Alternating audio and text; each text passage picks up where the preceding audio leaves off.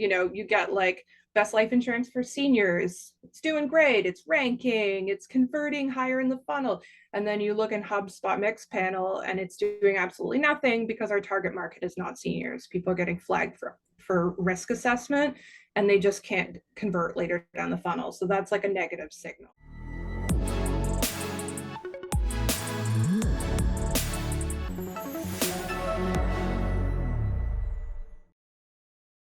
Before we jump into today's episode, I'd like to give a quick shout out to the sponsor for this episode, Ahrefs.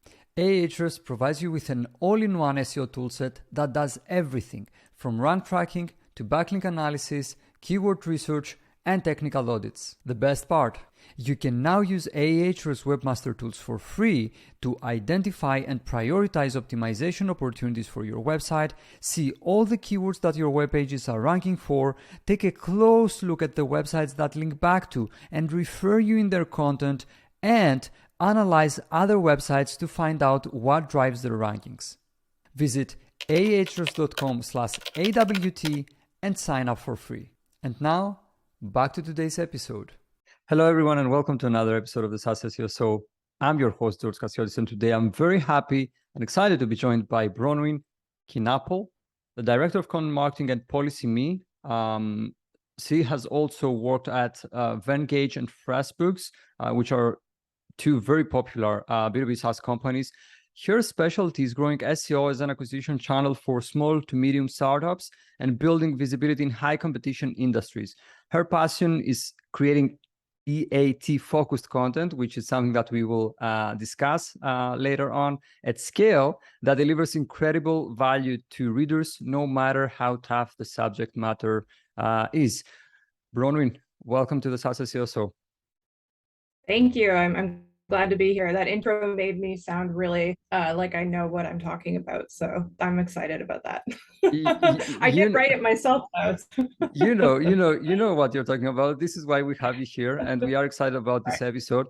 So as we do with every guest here at the SaaS SEO, so I would like to ask you to share a couple of things about you, your background, just so we can understand how you are at this position that you are today and how you do the things that you do.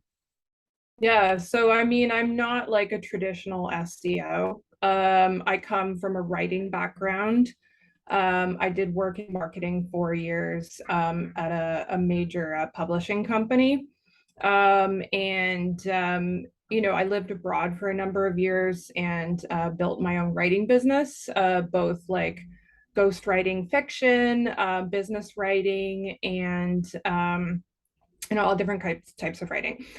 So I really didn't get into tech until 2018. And that's when I got hired at FreshBooks for a 3-4 month contract, just to write SEO blog posts every day, 5 days a week, 3 to 4 posts a day.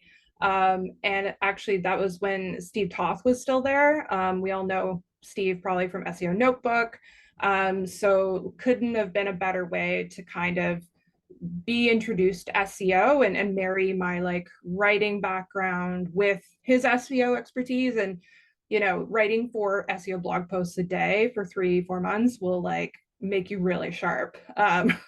So that was an incredible introduction. And after that I moved to Venngage as a writer, but quickly like learned the ropes in SEO. SEO is their major acquisition channel, bootstrapped company, no money to throw around at things. Like we had to figure out some really interesting tactics, especially in like a space that was dominated by big players like Canva, who obviously have a lot more money, how to be like noticed in the SERPs, how to rank. And I think they're one of the best at that. And I really learned a lot from them that I could then carry on to my current role at PolicyMe, which is also a smaller startup. Both of these companies were very focused. I happen to know both companies and kind of monitor them over the years. And I know that both of them are, and also compete with them for some of our own clients, but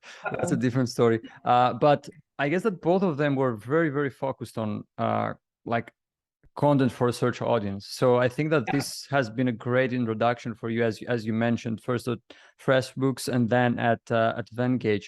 But today you are at PolicyMe. For people who have never heard of PolicyMe, could you please share a couple of things about it? What the company does, what's the typical customer, and who gets the most value? Sure, yeah. So we're just in Canada right now, which is where I am. So we're an online insurance solution. So, insurance typically dominated by all the big banks, and, brick and mortar, very traditional type of industry. Our founders, two of the three, were like consultants to Fortune 500 insurance companies. So very intimate knowledge of how insurance works, and basically took all of the like hoops and extras that insurance doesn't need and built like incredible technology online to do our risk assessment. So, the process is not drawn out and excruciating. It's online, it's secure. We can properly assess your risk to give you the best price. We just focus on term life insurance. At the moment, we're launching another product, critical illness, next month, and we just closed our Series A. And so our announcement, people may have seen that, we're investigating several large B2B2C partnerships. So that will be announced in 2023, and also new products will be launched. So we're really starting to scale up our product suite and, offer a customer who, there's the thing about us is that we'll tell you if we don't need life insurance. But we'll tell you if you do. So if you have dependents in your life, people depend on you financially, we'll tell you how much you need, exactly how much you need, not more than that. The customer who comes to us is somebody who is probably a parent. They probably have a mortgage or other debts in their life. They're probably around 35, 45 years old, urban. But the thing is, like, a customer who might be really comfortable buying like a flight online is not necessarily still going to be as comfortable buying their life insurance online. Like, you can't just be like, oh, everybody's online now. It doesn't work that way. It's like with wills and other like major legal documents, there's still some hesitation. So that's where I come in. There's a lot of education that needs to happen around like why you can and should do your life insurance online, and why it's actually safe and beneficial. And I guess this brings me to the first question I had for you, which is PolicyMe operates in the very traditional industry of insurance. I assume people are used to a specific way of buying insurance. I don't know if that way is, or one of these ways is online, but I'd like to know how difficult it is to enter that industry and offer an alternative way of doing things or buying something like insurance online. Yeah, well, there's two things at play here. There's the customer mindset, and then there's the like, and I know you're going to want to get into this, your money, your life category. And in that respect, like, a lot of the big banks have that credibility baked in. And so they can rank with whatever not great content they put up there. They just have that authority built up, and it's very hard to enter that space because of that. You have to be very, very smart and wily to get in a foothold in that kind of environment. As for like the consumer, I mean, yes, people are used to buying from brokers, from big banks. They're told that that's like the safest way to do things, and there's just not a lot of knowledge that these people are commissioned. They may sell you a product that you don't need, like permanent life insurance. So like it's a delicate balance between using our content to educate our philosophy and also like make sure people get the information they're coming for. I don't want to beat anybody over the head with how we do things, but it's a balance. You mentioned your money, your life, and this brings you to the second question I had for you. We could say that a lot of your content, or the category that you operate in general, is referred to as your money, your life. Okay, and I'd like to connect that to EAT that we mentioned in the introduction of this episode, and ask how you manage to demonstrate expertise, authoritativeness, and trustworthiness through your content, which is something necessary. If we think that like people are buying insurance, which is not as easy as buying a physical product or something like that. So how, my question would be, how do you manage to do that through your content? Yeah, I mean, we have some wonderful in-house advisors, and I have a call with them every week. And I'll go through a piece myself with them, especially if it's a really critical piece to us. One thing that people always forget is to like answer the freaking question that the person has. So for example, like we were creating a piece like, how much does life insurance cost? And you'd be surprised, nobody answers the question. Like, life insurance in Canada costs approximately like $15 to $100. Like, and that's like the secret sauce, because the answer wasn't online. It's hard to find that information. So I asked, okay, in your experience, what's a general range for term life insurance? It's going to cost between X and Y generally. So they could give me the answer to that question. And then that answer appeared in a whole bunch of featured snippets across different long tails, because that information was not available online. And I have insider experts who can give me that information. So I rely heavily on them, either to give me that or to have a jumping off point to do further research. So that's baked into our process, is having their expertise. And I think that differentiates us from all the other content in our competitors, which is largely regurgitated, very SEO optimized, overly SEO optimized. I'm trying to answer questions.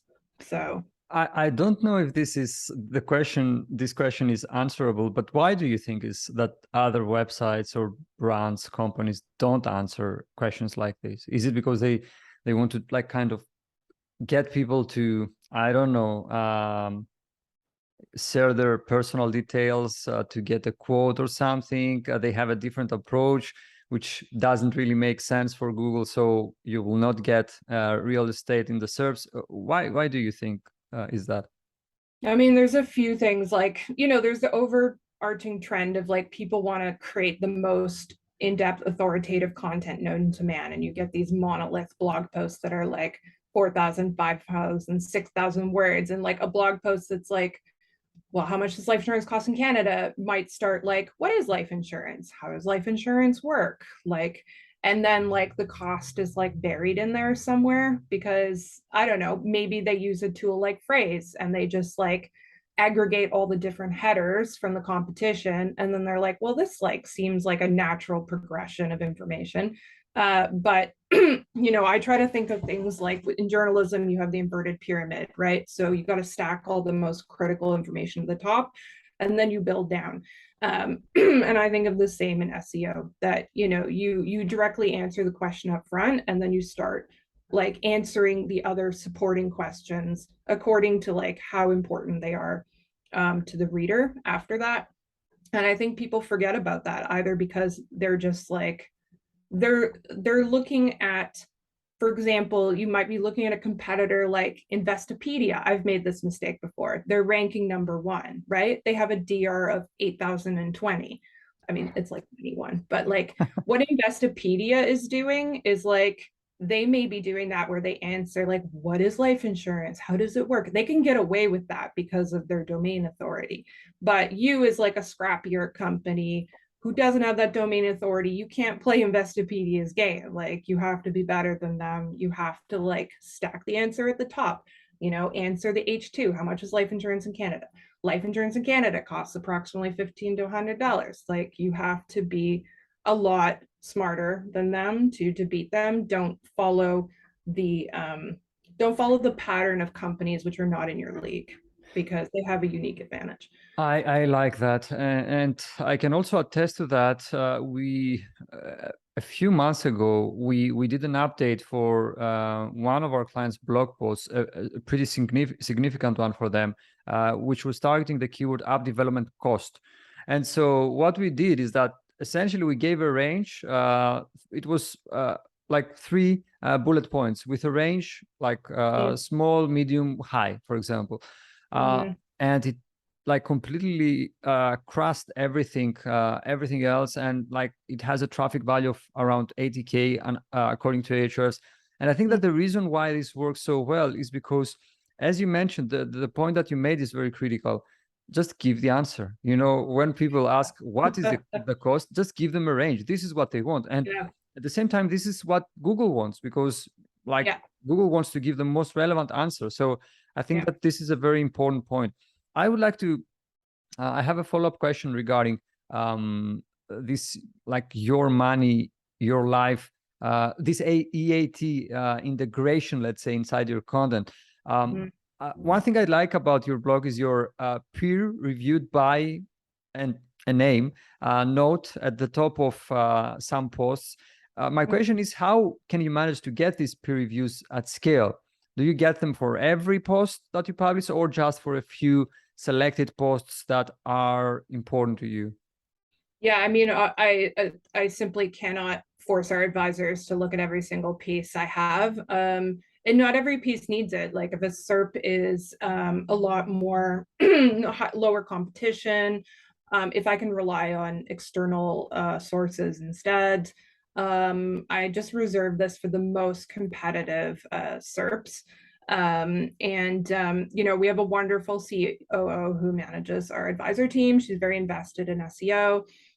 We have a Notion board. So, you know, when we have some pieces that are coming up, essentially I'll just put the link in. I'll be like, can you just review this, especially if it's being updated? Can you review this? Let me know if there's anything out of date that's not right. Any hot takes you have on any of this, anything we might be missing, just give me a couple points.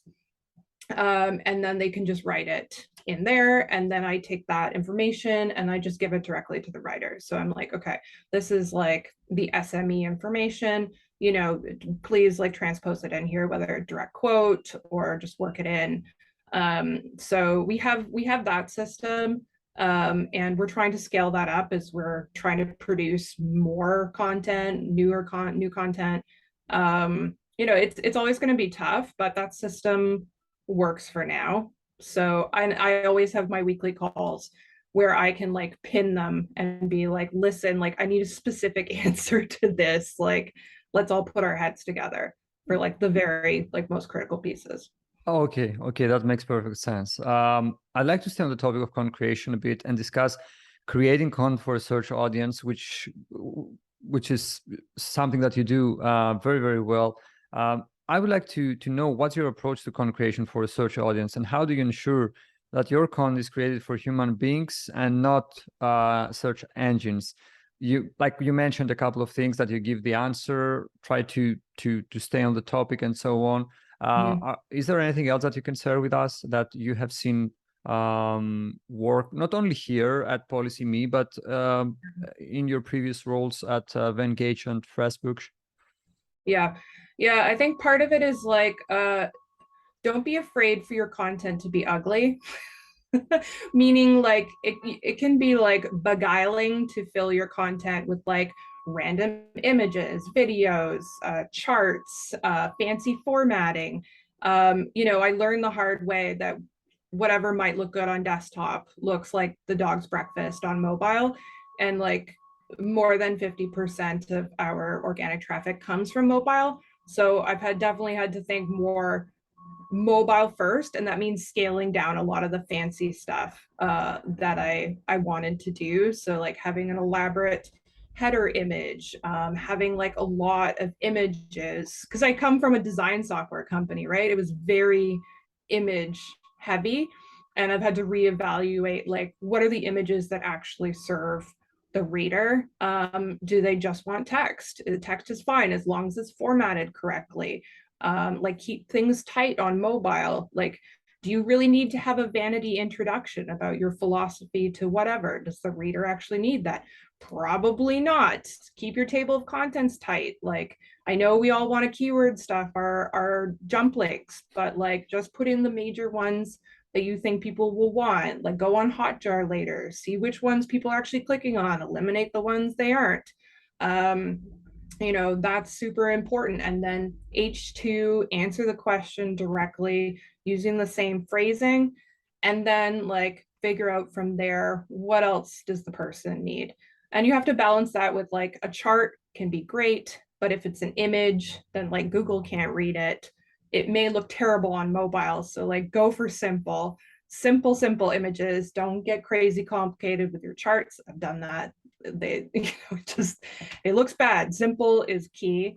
And like keep your formatting really, really simple and light, and easy to skim, and make sure like your headings should tell their own story, right? Like the headings should be very cohesive. Like if somebody's skimming, it should make sense. Like, okay, this topic, this subheading, this subheading, this topic, this subheading. I often see like people don't read the headings as like, and by people I mean like editors, SEOs, as like its own mini blog post. And any like text you're bolding or calling out should answer the question in the heading. So when people are skimming, like everything is relevant. I've seen time and time again that like call out text has nothing to do with the heading, and it's just confusing. It makes for a bad experience for the reader. And I guess, bolded text also attracts Google. So you have to be careful what you're bolding. So I just try to keep in mind the user experience. I do rely heavily on Hotjar after I've published, just to see how people are interacting with the page, where they lose interest. If there's no movement, or, people are not like clicking or anything within a section, maybe I'll move it out, and move it down, or get rid of it. So simplicity is key. Don't get overexcited and crowd your content with vanity stuff. A video may not always serve a purpose. So make sure it's there for a reason. That's great. That's a great answer. Like many good points there.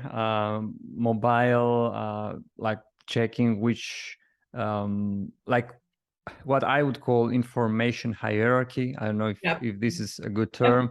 Also making sure that people actually get value from the sections that you have added. So I really like many of the points that you made there. One thing I really liked on your website also is your PolicyMe reviews page, which ranks for the term PolicyMe reviews. Instead of letting review or affiliate sites, quote unquote, steal that branded traffic and ask for commission to send it back to you. Can you speak about that page a bit? Because this is something that we almost always advise to our clients when they've reached a level where people are, looking for reviews based on their brand. Yeah. I mean, that precedes me. The first iteration was just like a widget from we have reviews.io. So it was just an embedded widget, and that was it. I created a new version, which we're currently A/B testing, where I curate the reviews by pain point, objection, I guess. So the first is the most critical, price. Then it's like, how easy is this thing to use? Then it's like, how trustworthy are these people? Am I going to be able to get life insurance if I'm not 30 years old and perfectly healthy? Like, so I've tried, and it seems to be beating out the original, just because it more directly answers people's objections, instead of just having like a date, like recent date. But anyway, it's been up so long that it's ranking, and we own that real estate. So that's a good point. That's a good point.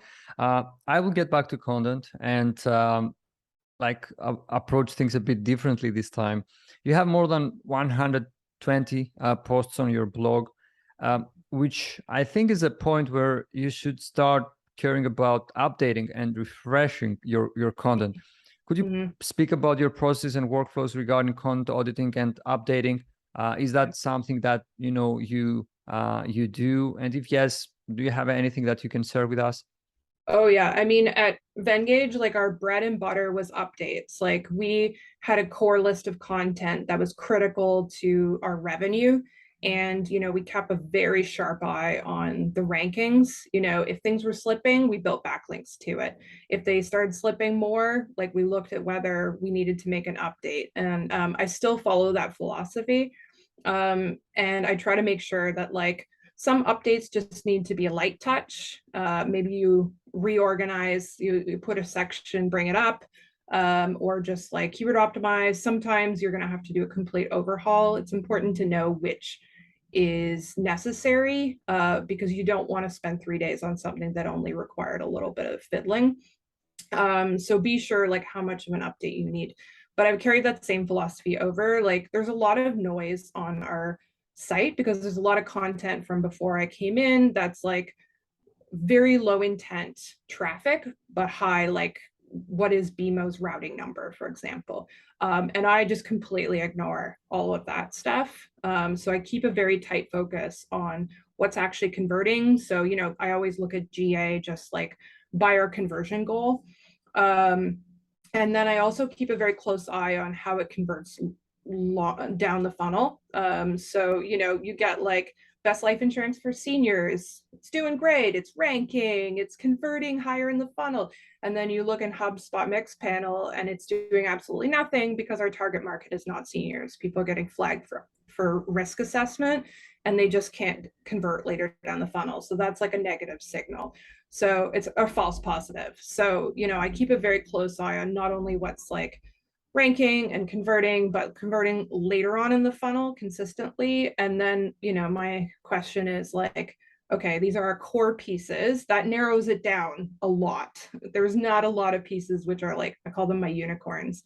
There's only about 5 that I really, really care about. And I just keep a very close eye on the rankings on a weekly basis. Probably too close an eye. I drive myself a little crazy. And, I really just try to understand like what are our competitors doing? What have they changed? Why did they go up? Is there something they're still missing where we can add value? Is this to do with a core update? Like, why would they have benefited or we did? It becomes easy to like stay focused if you really know what's driving revenue for your business. It just narrows things down. So, Yeah. but we try to like either do some form of an update for at least those 5 pieces every quarter. In fact, I would argue that being so revenue focused can kind of make you like too risk adverse. You become highly, highly focused on your unicorns and you kind of lose sight of like, okay, well, but I have to scale organic traffic in the long term. Like I have to test, I have to try new verticals. And so it's a delicate balance. I become obsessed with updating almost to the point of ignoring the scaling. So balancing both of them is tough. Yeah, I get it. And I like your point. I mean, taking a look at and monitoring like the lead to conversion rate is important, of course, but also it's what happens after someone converts that like what keywords or pages generate the customers with the highest LTV, for example, and so on and so forth. There are so many things that you can like you can really dive deep into analytics and try to figure out the best paths and so on and so forth. So this is a very important point, and I'm glad that you brought that up. Now, we talk a lot about content, and the truth is to write great content, you need great writers. And writing about insurance isn't as easy as writing about something more general like digital marketing. I'd like to know how you find, qualify, and retain good content writers. Yeah, I know people are in like 2 camps. They're like, you should have an SME or you should have like, just a writer. And I am very anti SME writers. I've tried that at Venngage. They just don't know how to write for SEO and for business. And it just does not translate. I will never go that route anymore. That's why I don't have our like insurance advisors writing our content. Like, so I prefer to like, I go to my network, I see people, I choose people that other people trust. And it's important to have a really good writer onboarding system because let's be real, writers come and go. They find full-time jobs, like they just disappear into the abyss. It happens. So have like a really good onboarding process. And I'm lucky to have a great managing editor, Helene, who has built this whole process. So, we have a robust document with all of like about our company, all of our positioning and what we believe in. We have, a style guide. We use templates in Webflow. So the writer works directly in Webflow and all the headings are laid out already. So they know exactly how it should be formatted. We have extensive checklists. We use Trello. So it's like, this is your editorial part, your SEO part, like they have to check off everything and check all of these items before they can submit. So we have a pretty tightly controlled process to take these writers who are not insurance people and like get the best we can. I believe if you're a good writer, you can write about anything. So you just need the proper like guidelines, the inputs in terms of like SME knowledge. Like I can point you to studies or articles I think you should check out, etc. So that's kind of the route to. So you have a system, and you bring in someone, and kind of you set them up for success. Like you don't expect them to do everything themselves. Like you guide them through the whole process. Yeah, and we have a very robust, probably too robust, what's it called, content brief. So, we don't just give them keywords. Like we say, this is what the search intent is. This is what the audience is looking for. These are the pain points. This is like the competitor research. This is what the other pages are doing that we can do better. We give them a lot of information, and to be honest, like we're moving a little bit away from that because we have to be a bit more lightweight and produce more content. So we're going to test like moving away from that. But in the past, we've done a lot of the upfront work. So we make sure we get the quality we want. I'd like to discuss something you wrote in one of your LinkedIn posts regarding being reliant on SEO agencies. I assume you already had a few experiences with agencies, some of them bad, some of them good.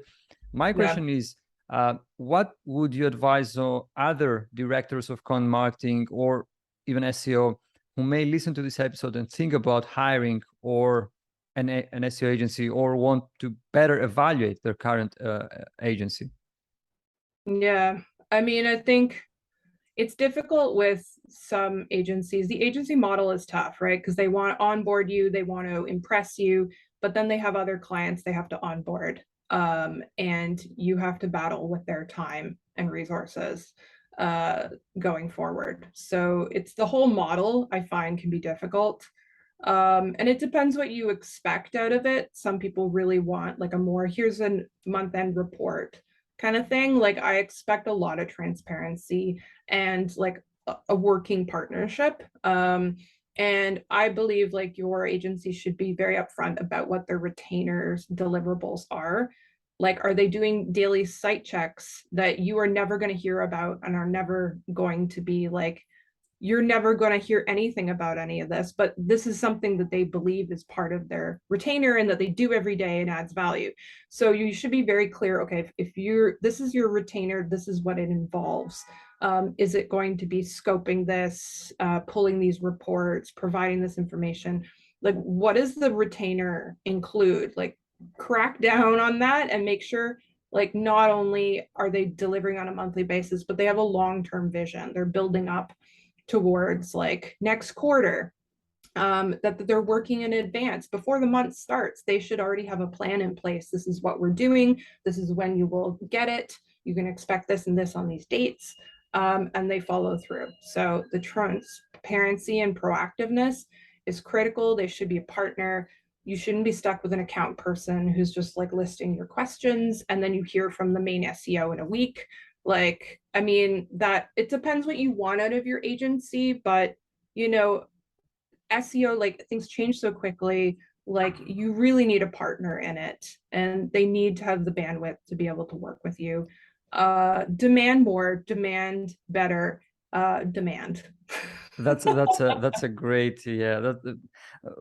I really like your answer, and also I would say it's aligned with many of the things that we think of and try to integrate in our way of doing things. For example, in the beginning, we used to have the typical retainer model, but Mm, I realized that it feels great when you sell that to the client and you close them, and everyone is satisfied and so on and so forth. But mm, let's be honest, SEO, especially like as SEO used to be done a couple of years ago, where we were talking about like tile decks and meta descriptions and so on and so forth, things that are less important nowadays.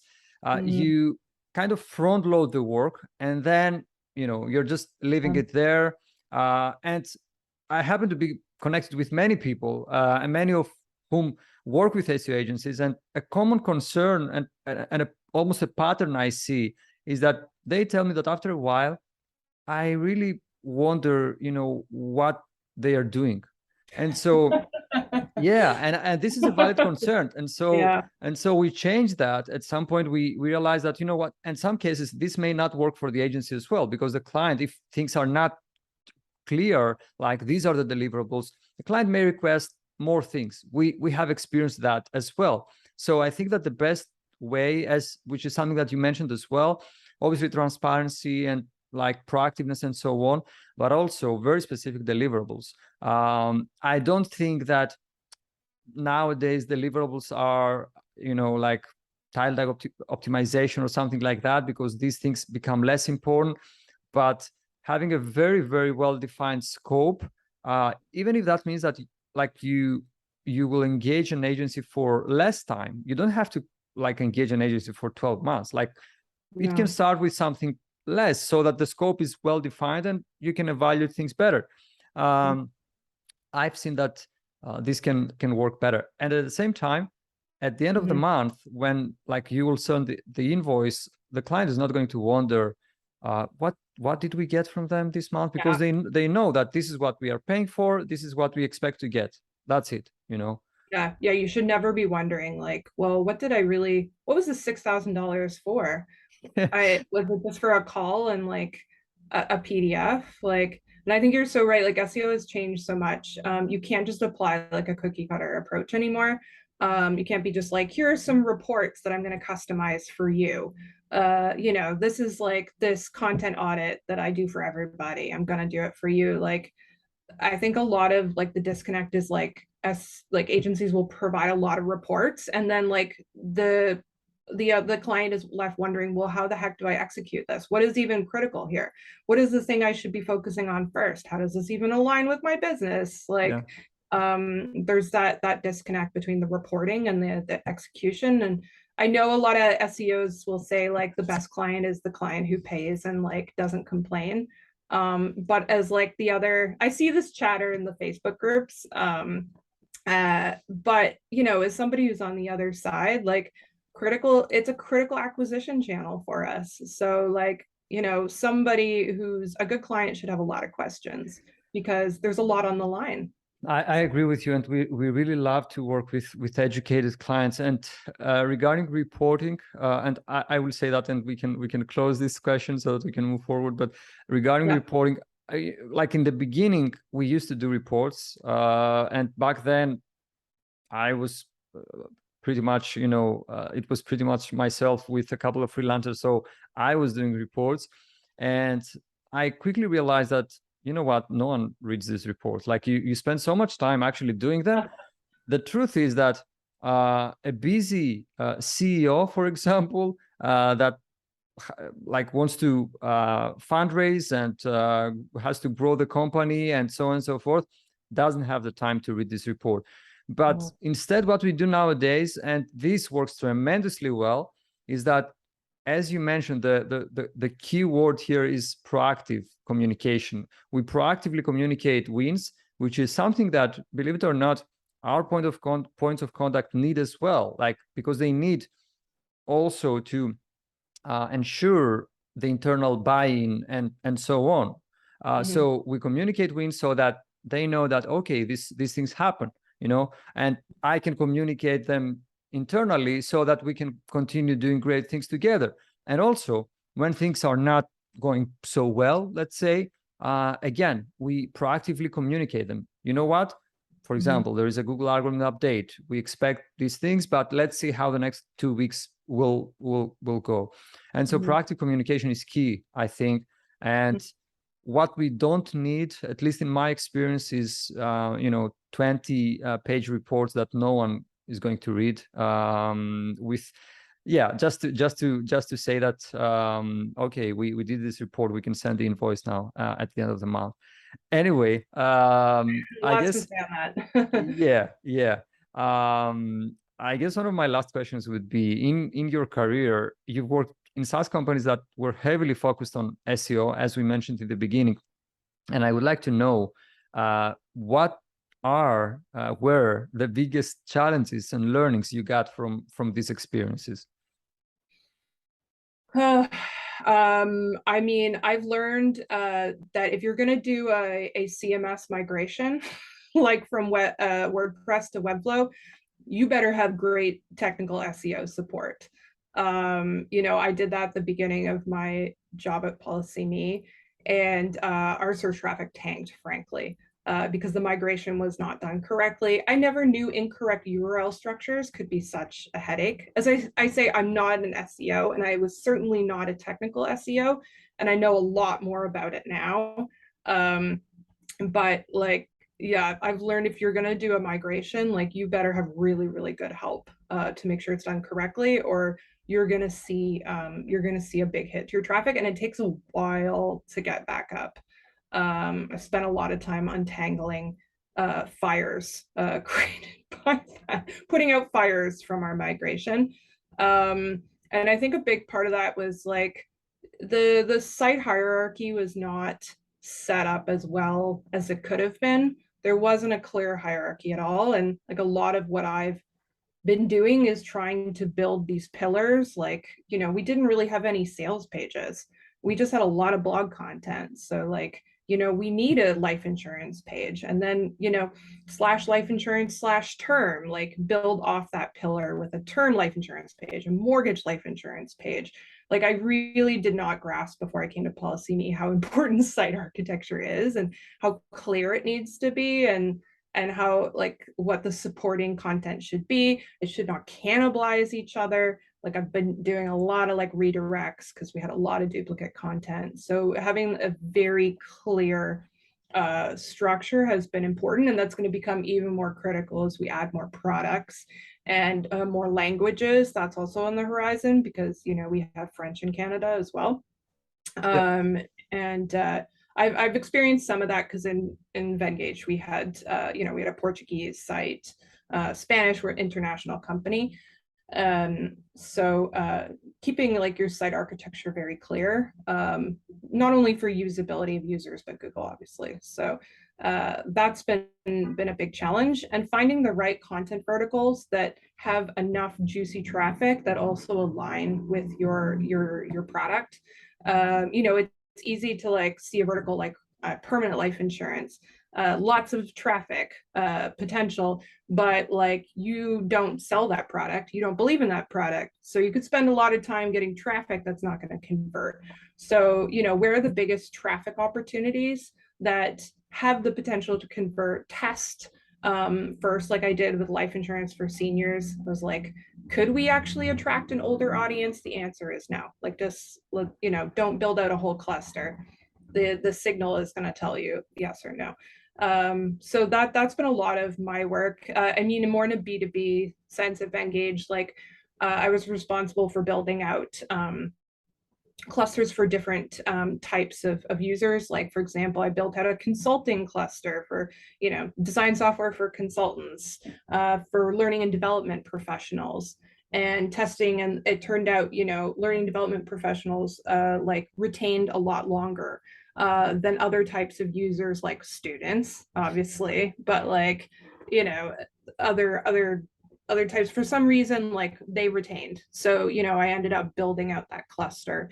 And that became a very strong cluster. So testing different areas and seeing what resonates. Thankfully at my company, like retention is not a thing. You pay for your life insurance policy and then, Bob's your uncle. But, I know for other companies, that's a big thing. So that's really been part of my success and my journey is just figuring out what ultimately converts and what resonates. That's great, and I remember. I think they are still big on localization, but Venngage did a great job when it comes to localization. I mean, I think their biggest, according to Ahrefs at least, their biggest sources of traffic was, I can't remember exactly the like which country, but I think it was like Spanish speaking countries. So they were doing a great job when it comes to localization. Yeah, they did. Yeah, I mean, another thing they did really well was like link magnets. So, as a company who could not afford to buy backlinks, which we all know is, you can't do that, but could not afford to buy them, like they created a lot of content like statistics, reports that attracted huge like DR backlinks.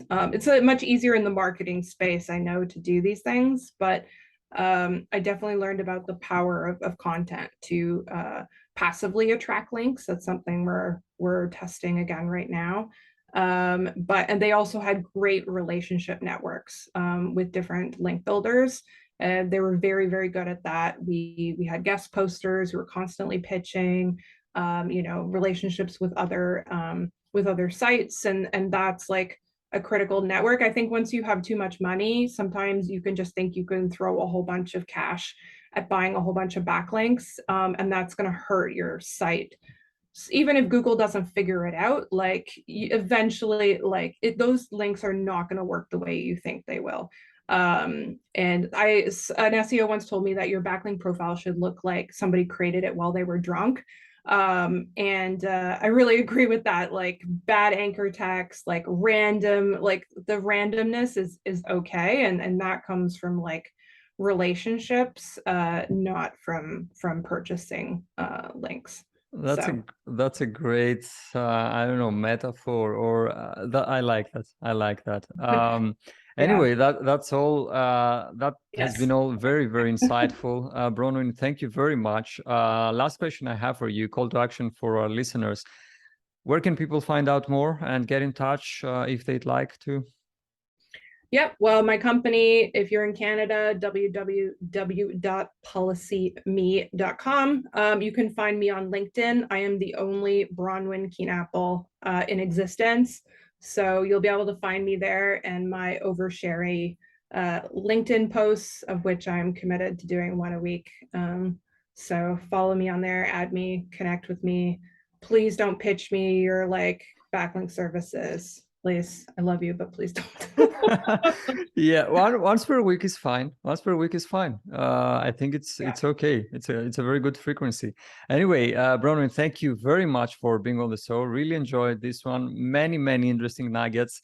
I think that we will find it difficult to find a preview for this episode because you shared many great things. And who knows, maybe we will do another episode further down the line to discuss even more exciting things from your journey. Thank you very much. That'd be great. Yeah, this was wonderful. Thank you so much, George. I really enjoyed it. Before you go, I'd like to give a quick shout out to the sponsor for this episode, Ahrefs. Ahrefs provides you with an all-in-one SEO toolset that does everything from rank tracking to backlink analysis, keyword research, and technical audits. The best part, you can now use Ahrefs Webmaster Tools for free to identify and prioritize optimization opportunities for your website, see all the keywords that your web pages are ranking for, take a close look at the websites that link back to and refer you in their content, and analyze other websites to find out what drives their rankings. Visit ahrefs.com/AWT and sign up for free.